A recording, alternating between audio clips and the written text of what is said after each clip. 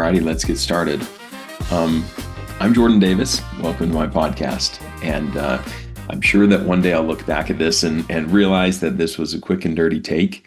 But it's all good. That's kind of the purpose of what I want to do, showing everybody um, how to build a business from scratch, how to go through a lot of new tools, how to start something stupid and just get going because there's power in starting. So my my setup here is not optimal. Right now it's in the 5 o'clock hour, and I want to show people that you can hustle and do things even though things aren't perfect. I woke up, didn't do my hair, didn't want to make this video, just wanted to work on things. But I thought this might be a really good way to show people that a normal Joe like me can make a business that can sustain you and help you get out of your W-2 job. So a little bit about me again. I really am a normal Joe. I do have a degree, a bachelor's degree in information systems. I went on to get a master's degree in information systems from the University of Utah as well. Uh, and I would take that with a grain of salt. I don't think a degree actually does all that much for you these days unless it's specialized. Um, I've worked for a few different companies over the years, gotten into SaaS, software as a service, the last maybe 8 or 9 years, doing implementation, software implementation, moved onto the sales side as like a sales engineer. And um, as of late, I worked for a startup the last 2.5 years. And it was an amazing time, amazing company called Sales Bricks, and they're really taking off. Um, I've got a family of four, and I've always wanted to do my own thing. I've had that as a dream for a long time, and here I am. So now is the time. There's never been a better time to start a business and start a new company than right now, in my opinion. And there's a lot of excuses I think we give ourselves. So that's my goal, is to take you all along for the ride, and hopefully you can be my accountability partner. Um, I've had a lot of thoughts about what to start, and just really the goal here is you just need to get started. It doesn't matter what. Um, Obviously, in order to have a viable business, you do have to have a good what. But I think so many of us just never get started, and we make so many excuses that you're never going to, what's the old saying? You're going to miss 100% of the shots that you don't take. So the goal here is not to be perfect. It really is just to get started. Again, hopefully my camera setup, my microphone setup, background setup, all that gets cleaned up over time, and I can look back at this video and realize that, wow, I had no idea what I was doing. Or maybe I'll look back and just be glad that I got started and I'm taking you guys along for the ride. So what is my goal? I would like to create a business, use as much AI as possible, and I want to walk you through everything that I'm doing. Do it mostly live. Obviously, you don't want to see every click that I take to build a business, every click to build a software. But the goal here is I'll give you a 100-foot view of what I'm doing. I will give you some deep dives into specific areas that I'm actually doing. And then we can zoom back out again and talk about results and kind of where I'm at. And this will be an adventure. Honestly, I don't know that many people may not even watch this. So, what's the harm? And if it does help a few people, I do feel like as part of my core, I am a very helping person, and I see a lot of value and get a lot of reward out of helping people. Whether that's giving general advice, hopefully it's okay advice, um, helping somebody in my neighborhood chop down a tree. Again, I value helping others, and I feel like I've been helped so much in my life growing up, and I need to pass that along. So the goal here is inevitably just get started, take other people along for the ride, hopefully pass on some advice. And I found that, like, when you do actually pass on and try and help people, a lot of times it comes back to you. And if that's the case, that's great. For me, it's a cherry on top, not the ultimate reason of why I'm doing here. And then, if it all works out, I'd love to build a viable business. I currently have a 9 to 5 job, and it's a great job. I work with great people. It's a great company, but I don't have significant ownership. And these days, if you don't own the company, you're working for somebody else. It's like you're a sailor on somebody else's ship. And it's a big ship. The company I'm working for is over $100 million in revenue, and they're growing pretty well. But at the end of the day, you have to look at yourself and say, if this company took off and went to the moon, what would that do for me? And with my limited stock options, and stock options are tricky. I've had stock options in companies that have cashed out without an actual exit, and they've netted me under $20 for all of my stock total. And I've had other stock options that you just hoping and praying that there is an exit. So it's not guaranteed. But I do feel that if you can put yourself in a position where you have the majority stake in what you're building, if you're already working hard, why not? Why not go for it? Why not do your own thing? And I feel pretty strongly about that, even though it's challenging. There are lots of challenges to it. You're the only person that's going to push you, and I think that's if you have a job, you've got a boss or somebody. The company is actually pushing you. You've got a paycheck coming in every 2 weeks.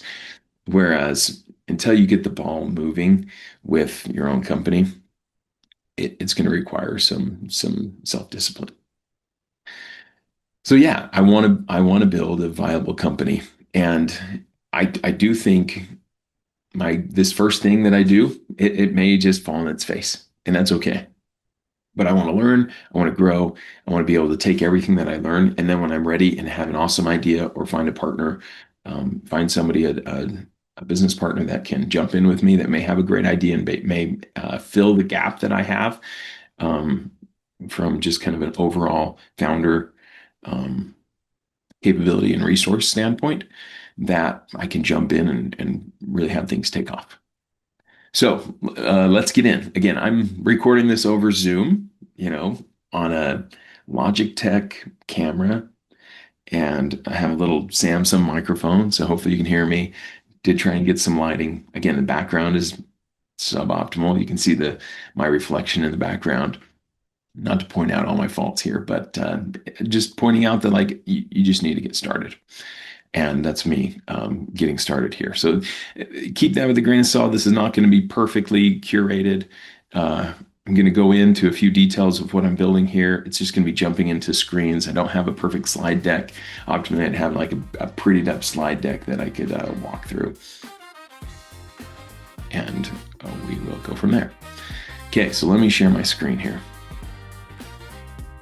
Okay, so this is the company that I'm looking at building. It's called Stryvv Finance.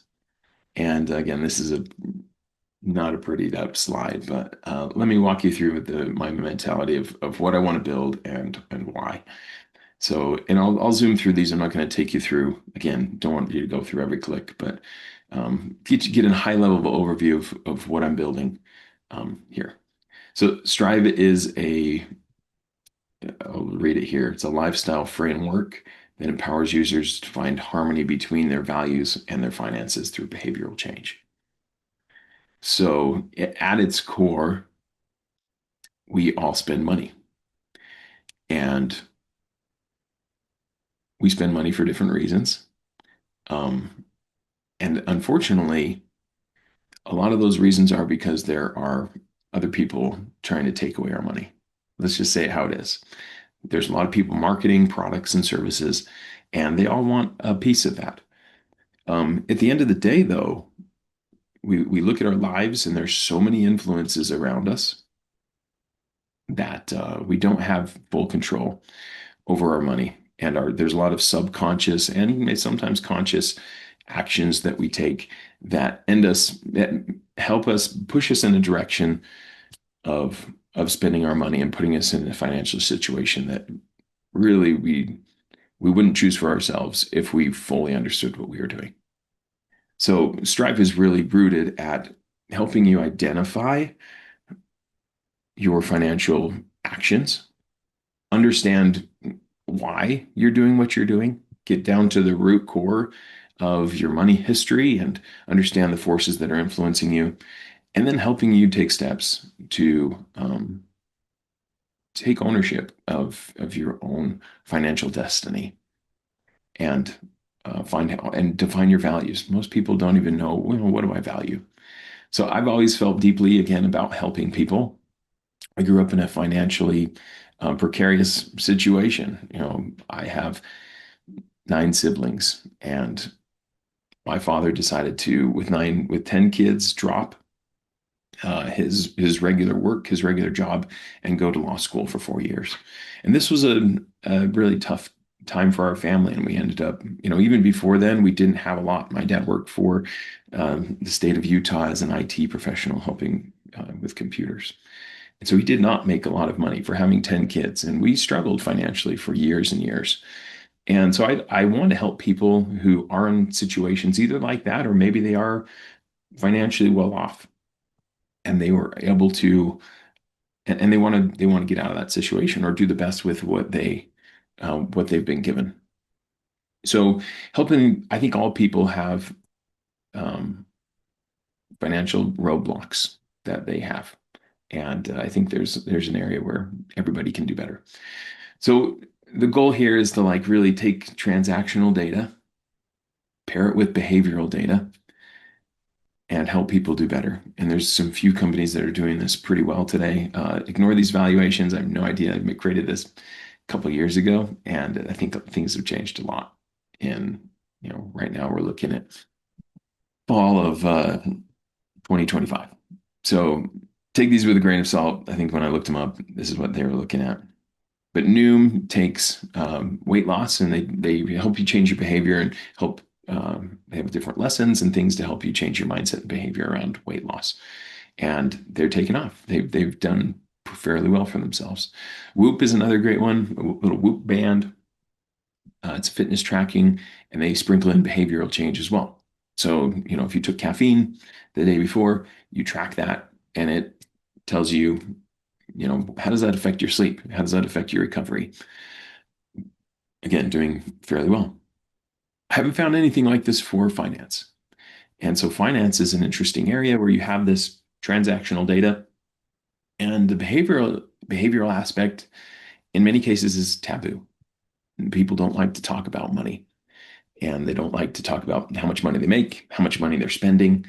And so this is a prime area, I think, for an application to come in and really help drive that and help some folks out. We've got lots of problems behind this. The at its core, finances are really tough. I think that most people just they struggle, and if you don't struggle, even if you have enough money, most people don't really have a grasp on how much they're spending. It's just not easy to do. A big, huge problem about this as well that I'm going to focus on in this app is couples. Managing finances as a couple is so difficult. Um, I think in general, managing finances alone is hard. And then you throw in two people who both have their own financial history and baggage and habits and view of money. And it's just kind of a recipe for a difficult situation. And there's some big statistics out there about, folks that get divorced because of finances. And at the end of the day, folks are struggling. The CDC data was pretty powerful, and it's again maybe a little bit old here, but I think it's worth sharing. Out of 1 in 100 Americans, one in 100 will become wealthy. 1 in 100. 4 will become financially stable. 5 will be forced to work until they die. 36 work until they're dead, and 54 will rely on the government or family aid. That is very sad for being in the United States, one of the wealthiest countries in the world.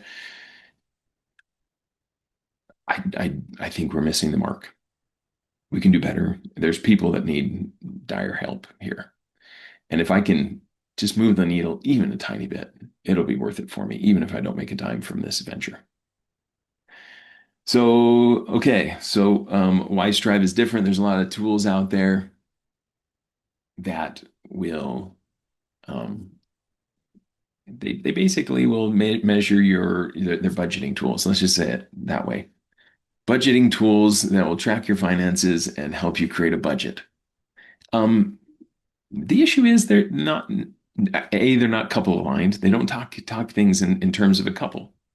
And in my opinion, the family is the building block of our society.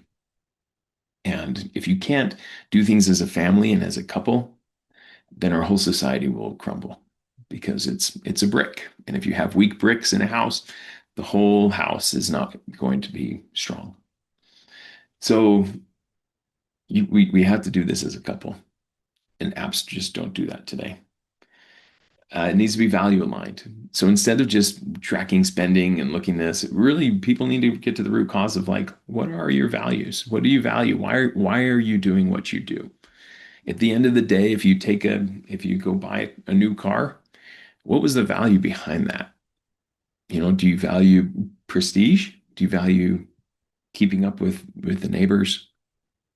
Um, or do you value dependability, reliability? And getting down to that and putting it on paper is extremely powerful for to understand your finances.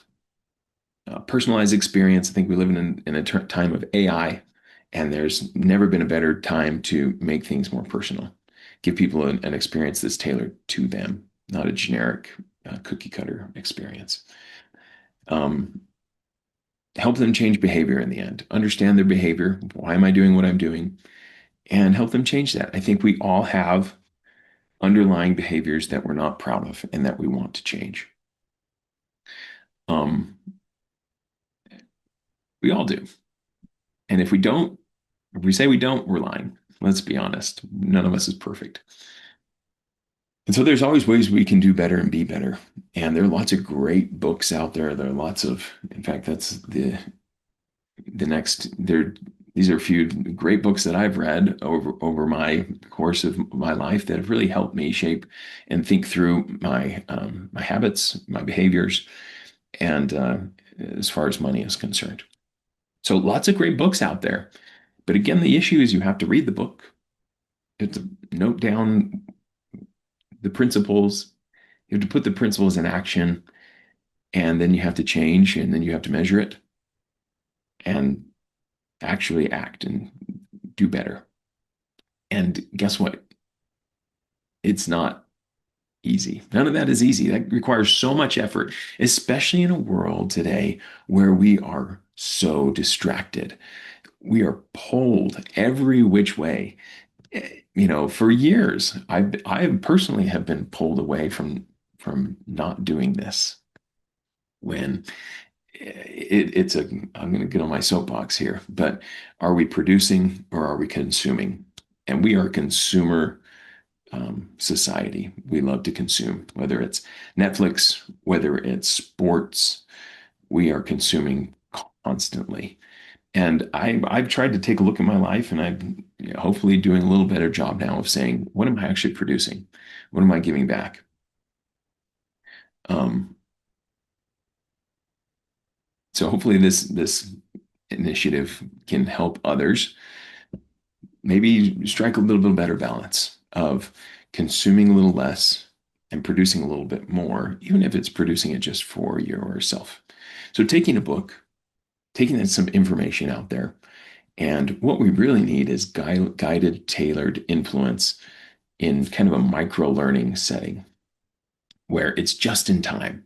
Instead of reading a book about investing when I don't have money now and I'm putting it out there in the future, it's this huge thing I have to read, and then I have to turn it into these actions, and hopefully I follow up. What we really need is taking a book and distilling that into personalized action. And I think at the end of it, I would love this application, whatever it is, to understand where you are currently, where you'd like to go in the next, couple of steps in your journey and give you personalized guidance. Let's take the investing. Let's say that you're just graduated from college and you have your first job.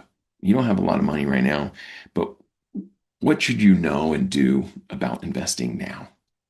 So taking that and distilling that into that principle of saying, hey, instead of trying to boil the ocean and taking all this knowledge, going reading Ben Graham's book on investing, instead let's just say, okay, right now you have a little bit of money. Let's help you understand the principle of investing from a timing perspective, that investing while you're young and compound interest, it's going to make a huge difference. So even though it may feel like, hey, you just graduated, you want to go spend some money on this stuff. If you hunker down, spend a few bucks and invest a few dollars, it's going to be very beneficial for you and giving you those principles there. So lots of great books out there, but helping translate that into behavioral changes and micro learnings, I think is key to this application. Just keeping it simple. And this app is going to pivot a lot. In fact, since I wrote this slide deck, all this stuff is eventually is the long-term vision of what I'd like to see. And I'll talk through kind of the first iteration of what I want to do. But this is taking this. This is from Whoop. They have red, yellow, green as far as your recovery is concerned. So each of these is a day of my personal recovery. You can tell like some of the days aren't so great, and then the blue is your strain. So if you were to take something like this and track your finances on a daily basis of how much you swipe the card, and if you have finances or transactions, individual transactions that align with your values, that's great. They're green. If they are okay and sometimes can sometimes align, they somewhat align to your values, but if it's kind of like a yellow light, you either need to like get it in the green and fix something, or it could turn into a red light. It's a intermediary color here. So it can lead to issues, if you don't wrangle it in. It might be a small purchase or something that you've started doing over time. And hey, that could really take away from your goals over the long period. And then red is clearly against your values. It's a luxury you can't afford, something like that really you need to rein in. Cool. So let me, that's probably good enough for these slides here. Again, I've got a few other things that I don't think it will be as helpful here. A lot of these are just excuses about, I've got like some of the challenges here. Yeah, well, I don't want to focus too much on the challenges. Sometimes it is good to be ignorant going into it. But I've been I worked at a SaaS company that was a data aggregator for about 3 years. And I realized that, man, this is a hard business to be in. It's so hard to get transactional data from people. It can be unreliable and hard for users to maintain logging into their bank account and maintaining those connections. And so this is kind of where I'm at. So I put together the slide deck just as a pitch deck for me to kind of have my thoughts. I also have a few other things to share on kind of the problem statement as well. So let me pause the screen and pull that up. So I think this is a really good uh, framework, I guess you could call it. And I'm trying to remember, I think this came from a book called The Four Steps to an Epiphany. Epiphany. Great book on like product management. And one of the things they told you to do, that they tell you to do, is to go create a product hypothesis. And the product hypothesis has just a number of bullets of key things in a product. So what are the product features that your product's going to have? It'll have the benefits. So what are the benefits that come out of it for users? Intellectual property, you define those. Any dependencies that you may have, your app may have. Product delivery schedule. How are you going to roll that out and ship that to customers? And then lastly, which I didn't finish here, is the total cost of ownership. How much is this thing going to cost? So that's kind of your product hypothesis, and I think it's a good place to start. So in the end, I likely will turn some of these into some templates for you guys to use. Because I think if you just follow these steps, you have a decent idea and you run it through this engine. I would love it as an outcome of this video for people to just replicate what I did.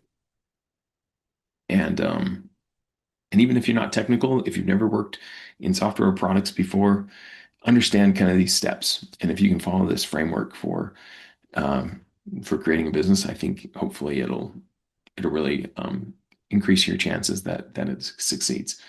So I'm not going to go through this whole document here, but just to show you kind of where it's at, so it's thinking through things. Again, thinking through, taking it from that pitch deck and getting a little bit more granular on what the benefits are, what the plan is. Um, and this is the first thing that I want to build is this AI financial coach for you and your spouse. I think at the end of the day, it's really tough to have conversations about money for many people, many couples. It's awkward. You kind of have the fight or flight mentality where you fight about it or you just ignore it and you just hope it all works out. And many spouses, there's a lot of friction in relationships because of finances. And a lot of people sweep it under the rug. If you have two incomes, you can kind of stipulate, and some people divide your finances and say, okay, you take yours, I'll take mine, and we'll have our own bills that we pay. Others put it all into one because it's the husband might work while the wife stays at home with kids, and that can be hard. There may be friction in the fact that the man is making the money and uh, the wife is spending a lot of it because they're taking care of the family. So helping people have these conversations about their finances, I think is a key element. And for me, it's I don't want to blow the ocean. There's a lot of features, a lot of things. And I also don't want to spend a ton of time and energy and money on building this thing if it's not going to, if there's not viability in it. So this is a great test because I think it's a low-hanging fruit. Something that would be fairly, hopefully, knock on wood, simple to build.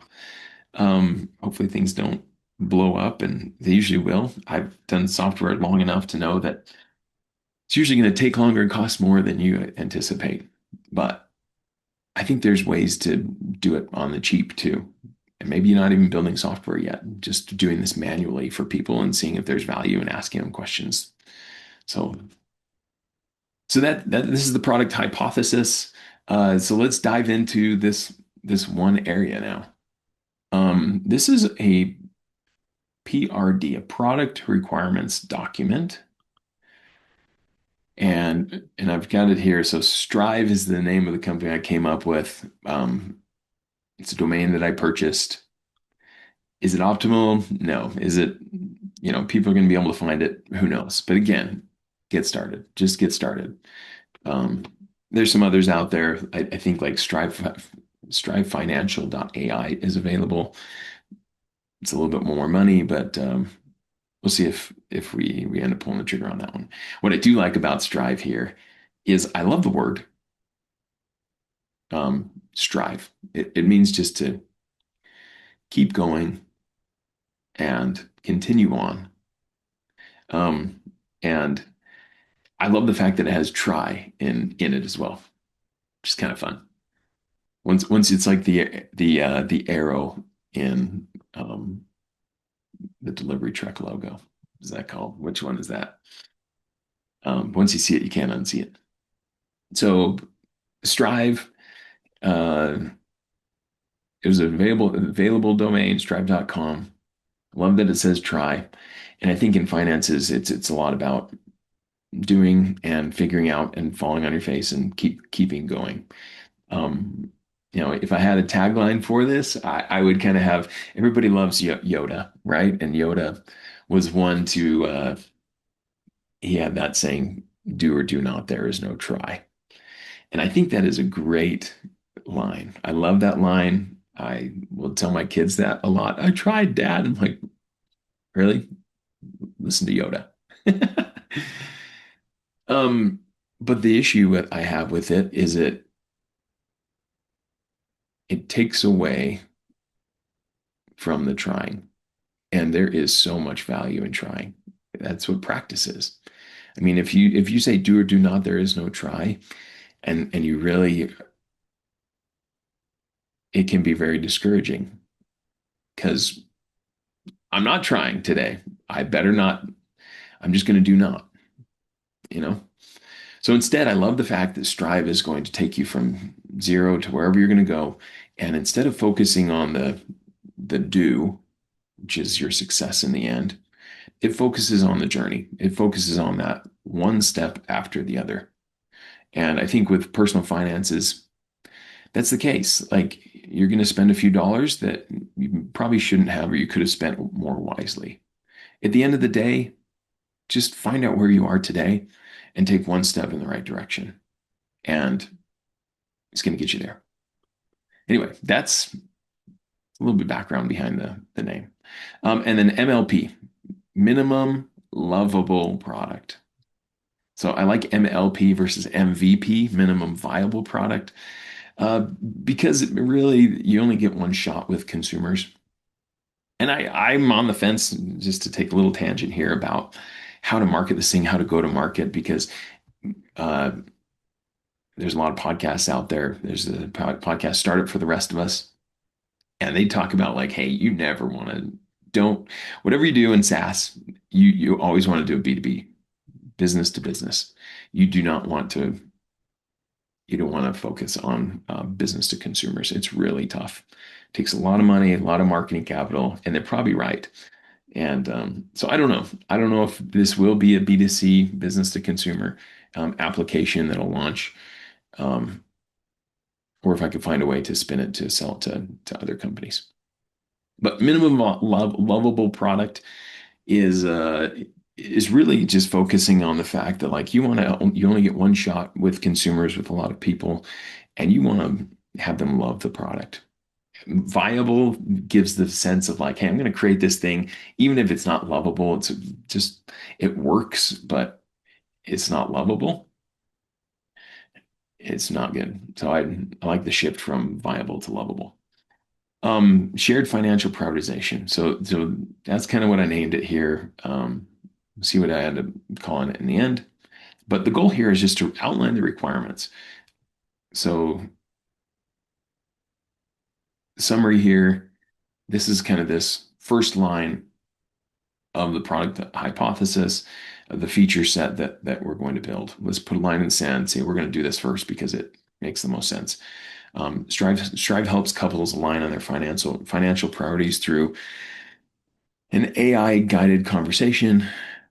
The minimum lovable product, let's change that, focuses on helping each partner independently rank what they value financially, and then facilitates a discussion to build a joint prioritization list. The goal is to produce a living financial alignment document that improves communication, decision making, and harmony around money. This supports Stryvv's company goal of helping people live more intentionally and in alignment with their values, starting with their closest relationship and their money. So I think if I can solve this problem, um, I think we'll have a good step in the right direction for a company that that adds value to people's lives. So I outlined a problem statement. I like this. 41% of Gen Z and 42% of millennials argue about finances monthly. 37% of couples cite financial problems as a key factor in their divorce. So again, if I can just move the needle a tiny bit and help strengthen our society through strengthening families and helping more couples stay together, that's a win in my book. Customer target. So who are you after? I think this is going to be an AI application. As I go through kind of initial discovery, I think it's probably going to be millennials and Gen Z age groups are going to be the most comfortable acting with an AI coach.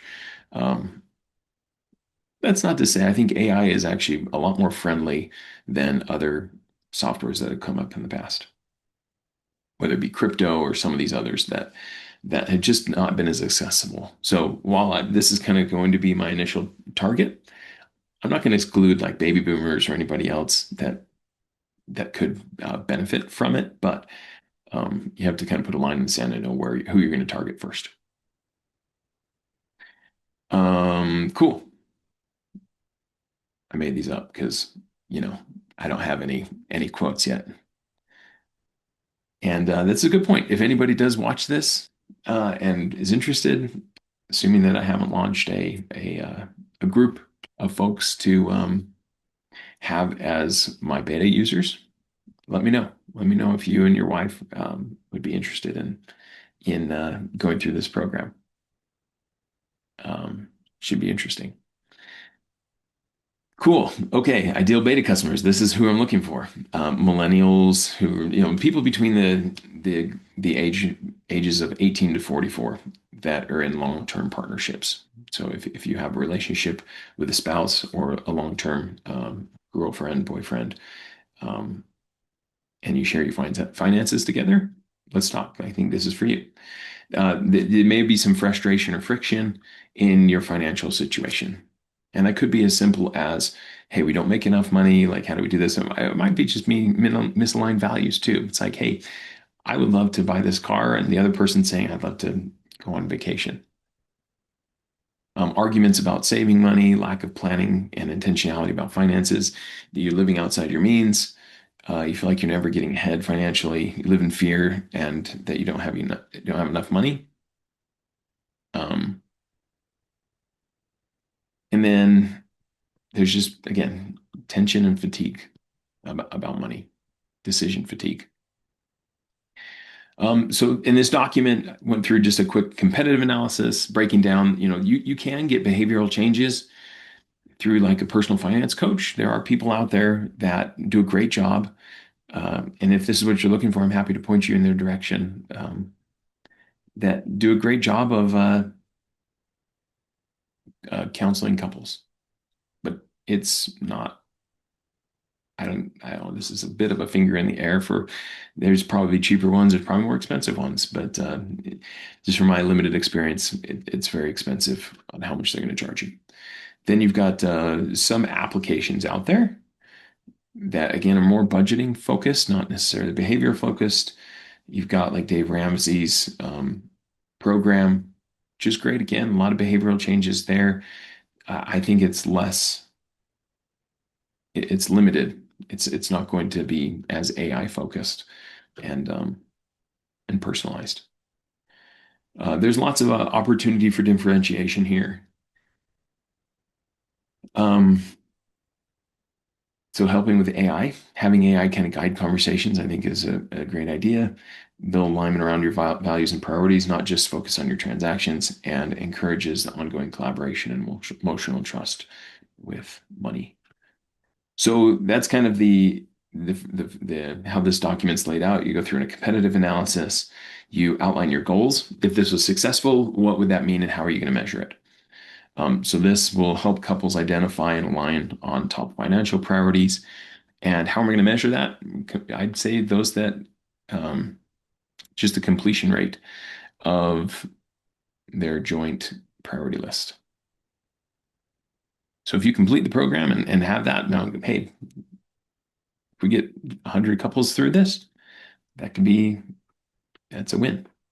Reduction of tension and conflict around financial conversations. So this is probably through like a survey afterwards. Hey, how much tension do you have around your finances versus before? And then create a living report that is referenced over time. So you just have this living document that you can work through as a couple. And this is interesting, like how many people are coming back to it. I would like this. I think there is a lot of value in the initial conversation, but like, who's to say this can't turn into something where you're checking in every month? and talking with his AI coach about your finances, and maybe it's helping you set some goals and change over time with and help you and your spouse align. I think over time would be great. So those who are turning to this document and returning to the app, I think is a indicator of success. I think just as important as it is to establish what your goals are, I think you need to know what you're not solving for, at least right now. So, given the fact this is a minimum lovable product, I don't want to boil the ocean and spend too much money or time um, doing things that aren't in line with just getting this out the door. Speed is key here. I think if you try and do too much, you're gonna chew off too much, and you're never gonna launch.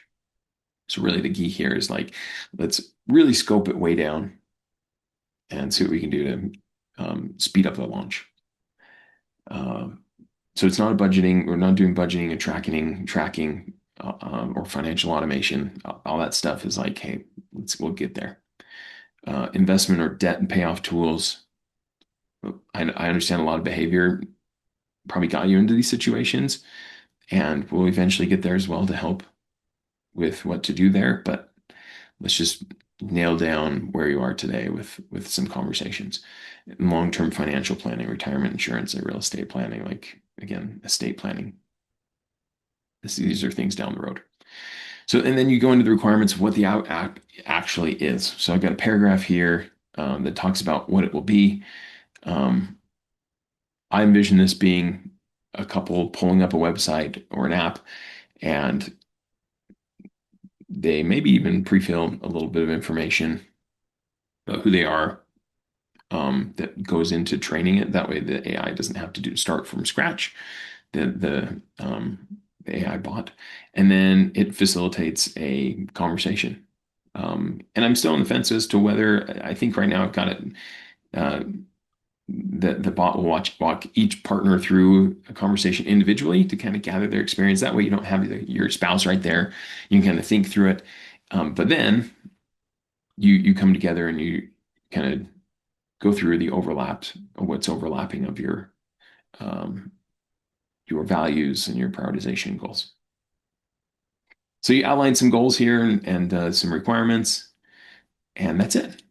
So that is the crux of like a product requirements document.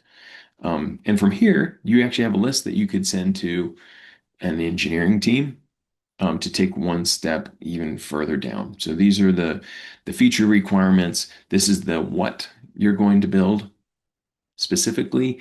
And then one more drill down further would be um, so this is a PRD, product requirements document, and there's another document out there that, to remember the name of it here, that you essentially will break down um, how you're going to do it. And it's more, your engineering folks are usually going to take this, read through this, ask some questions, and then they will build out that other document. Cool. Okay. So where are we going to land this?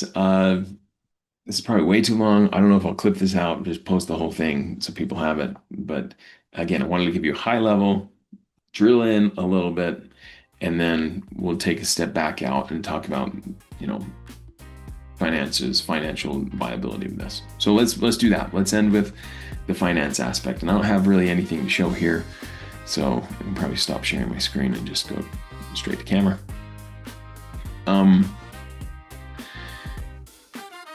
Finances. Everybody loves to talk about the money, and it's important. It's important to talk about the money of a business. In order for this thing to take over and help get me out of my W-2 job, it eventually needs to be making me $20,000 a month. So that, and again, that's me doing some calculations in my head. I have a family of four, expenses. It's, if you got to find what your number is. So in order to do that, you just figure out your costs, figure out what it would take for you to step away. And for us in this situation, my family, established family, that's my number. And it seems like a crazy amount. especially now because I have not brought a dollar into this business. But you kind of have to work backwards from there. Once you understand what your goal is, and there's a great book, by the way. If you're just looking to start an idea, I don't have the book, the actual physical book here, but here it is, at least the printout of it. There is a great book with a worksheet and everything by Noah Kagan, Million Dollar Weekend. And obviously, I'm just starting this podcast. Noah does not know who I am, but I thought this was a helpful little workshop you can do if you don't have any ideas. Like, I've got an idea here that I'm running through. And Million Dollar Weekend essentially is a great way to break down the ideas that you might have and just help you go through the process of thinking through who you are, what skills you have, um, and will my business make $1 million? So it breaks down a lot of the numbers there, which is awesome. So if I understand, and I think it goes through this process as well of like, yeah. So one of the first pages is like, what's my freedom number? Um, and then you can put in the calculations of how you got there. So my freedom number is 20K for this business, and if I can make 20K um, of of income that I can use for my family, then I could quit my job. So from there, you can ask yourself, okay, is this business viable? Can it deliver that type of income? And when I look at this type of app, it's it's interesting when it comes to money. So there are definitely apps out there that charge a lot. Going back to those two that I referenced earlier, Noom and Whoop. So I think Whoop charges upwards of, if you just start and go month to month, let's just take a look. The reason why I don't know how much I'm spending is because I did like a 2-year plan, I believe. So it's available at $199 a year is the cheapest plan. So $199 a year, we're looking at, 16 bucks a month, 17, 16.58. So, at 16.58, how many people, again, Whoop provides tons of value. This is a new app. You have to think through how many people do I need to get signed up in order to have this meet this end goal of 20 grand a month. And let's just do the math here. Let's say it's 10 bucks a month. So we've got $20,000. You divide that by $120 a year, and that is 166, 167. So if I have 167 people sign up at 10 bucks a month or $120 a year, I'm at 20 grand. Now it's kind of the base, right? Because obviously, like you've got that's like income you're spending. You got to think about, okay, no, I have all these expenses, and software is fairly cheap to build, like or fairly cheap to maintain. Building it, depending on if you find a financial partner, or not a financial partner, a technical co-founder, someone that actually is going to build it for you, or if you're going to outsource it. There's obviously costs to build it, so you got to factor all of that in. So 100 was it 67 users? Um, it's going to be the floor just to make that money for the business to be where it needs to be. But I doubt that'll be the time where I'm like, okay, I'm ready to bail. But it's also good to know that like, hey, a couple hundred users and I've got a pretty viable business that might be on track to my freedom number.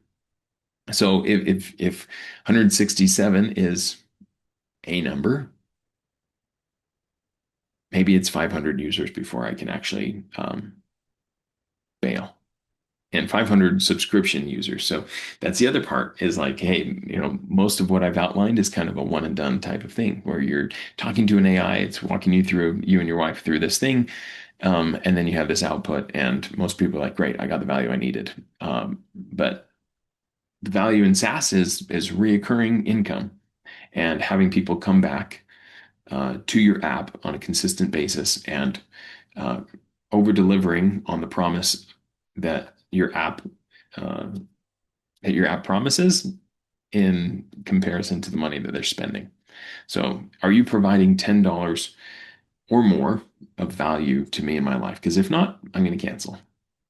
So if I can do that and help people save or be aligned with their finances and have that be a cheap cost, like $10 a month, that's a no-brainer. I'll pay that all day, every day to have these, to be aligned with my spouse and have my finances trimmed up and in a better spot, and also have some good um, coaching and transactional, what I'm calling the micro transaction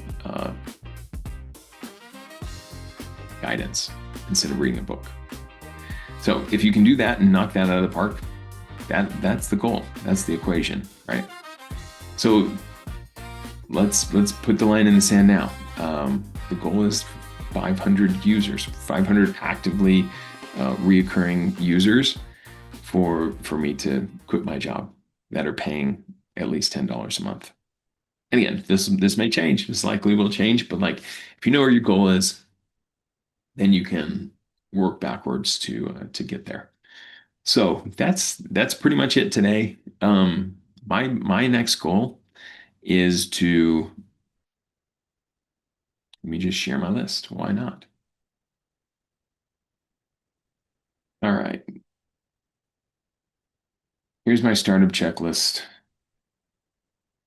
So yeah, plan how much time and money I'm willing to spend to vet out this idea. And for me, an amount of money I'm thinking is like if I can get this out there and build an MVP for maybe $10,000 and spend 6 months on it, I think that's a decent, enough that I'm willing to walk away from this. And I wouldn't be kicking myself that I spent way too much time, way too much money. And maybe that is way too much money. But I do think it's a great opportunity. Probably, again, this is my experience with software is that it takes way more, way more time and way more money than you originally planned. But at least put that line in the sand there again. Is just figure out how much you're willing to spend, how much you're willing to pay. Figure out some designs. So Stars for the Rest of Us podcast recommended this Francois from Clearly Design. So that could be an option. Or if I'm going kind of easy and cheap, using AI to design something. Build a website quickly, pick a name and domain. I think I've got that down. Create a YouTube channel. Here I am recording. This is awesome. Find the road to $15,000, and we just changed that to 20. Outline the tech stack that I plan to use. Again, I'm not super technical, but these are some of the ones that other recent successful companies have had that I've respected. Find a bunch of prospects, build a compelling demo, find a co-founder or co-founders, and define ICP. So I think I've done a few of these and have a good checklist for next steps. So that's it today. Hope that wasn't too much of a slog going through that with me. We'll figure out how to better structure these in the future. But the goal here is like, again, just get started. And that's kind of the $1 Million Weekend. That's the whole premise of that book is like, you just need to get started. You just need to call a few people, see if they'll buy your product. Don't build anything. Don't do anything until you have a few people that you've called. Have I done that in this? Not necessarily. I have talked to quite a few people who have mentioned that this is a challenge for them. I haven't asked them for their money yet. And I probably ought to do that. Probably ought to just say, hey, I'm launching this thing. Will you pay $20 flat to be part of my beta group? And if they say no way, then you probably, if they won't pay $20, it's unlikely they're going to pay $10 a month. So just get started. Get started quick and early, quick and dirty. Doesn't have to be perfect. Hopefully I'm an example of that with my messy hair at 5 a.m. And yeah, looking forward to taking you guys on this journey. See ya.